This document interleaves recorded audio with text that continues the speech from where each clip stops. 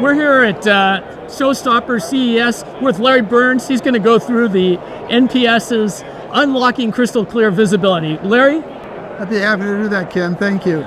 First of all, what we're going to show you is the capability of NPS's solution to differentiate between people playing with a ball.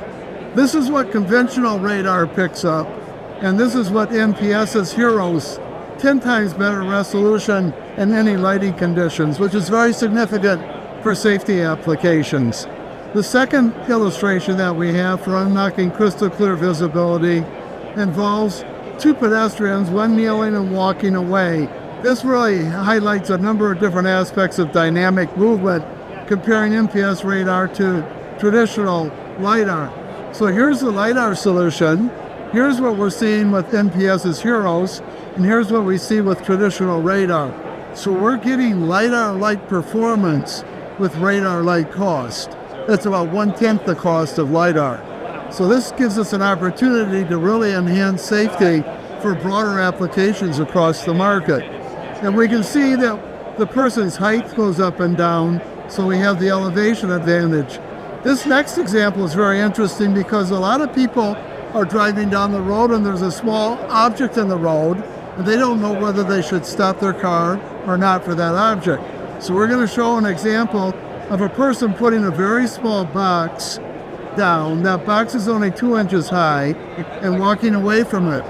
What we'll be illustrating is how conventional radar can't discern these two items, but we're able to distinguish them as well as LiDAR can distinguish them. So here we have conventional front view, top view, and HROS from NPS and LiDAR. So you can see as the person walks away, we can still pick up the box in both cases here, but we can't do that with the regular radar. So we do this all with software using the same hardware with regular radar, but we're just putting new software into that radar hardware. This next one's extremely important. It takes a 200-meter distance from an object with a car approaching it to illustrate what we're capable of doing. So there's something down there, we're not sure what it is. Is it one object, is it two objects?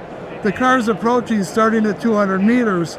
And you can see here with NPS, we can pick up a pedestrian and a car.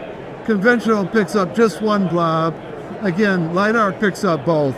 So what this tells us is that we can, with very high probability, discern the separation distance out to 150 meters. Conventional can do it only out to 20 meters. Now, a car going a typical speed like 45 miles an hour takes about 40 meters to stop. So if you only know about it 20 meters in advance, you're in trouble. If you've got 150 meters of lead time, you can really do the right thing. So the safety opportunity is exciting. Better performance at lower cost for safety enhancement using AI-based radar is what we're doing. And so from a physical perspective, I mean, because you're one of the gods of the auto industry in terms of car design and so forth. So how easy is it to put this into the... Well, what's so great about it is we can use the existing hardware that auto companies have already put into their car and bring it in with software. Right. And we have improved the efficiency because of the advanced mathematics behind it.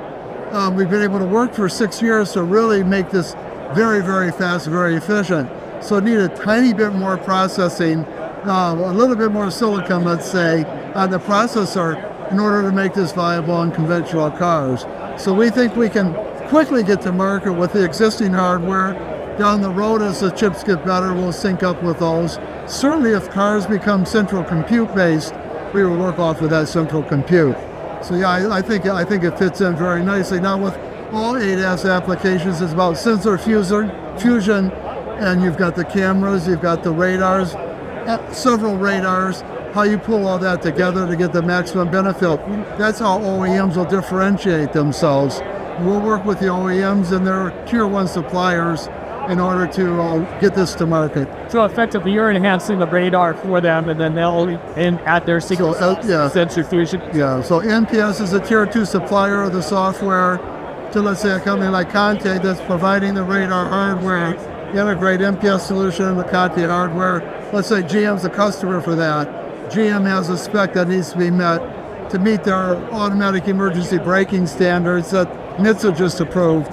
So we think this is all part of that pathway to being able to meet that standard for all the safety benefits, do it affordably and do it quickly without having to tear up to start all over with a bunch of new hardware. Excellent. Well, that's a great migration path, Larry. Thank you for the explanation. Thank you. Thanks, Ken. It's nice seeing you again. Likewise.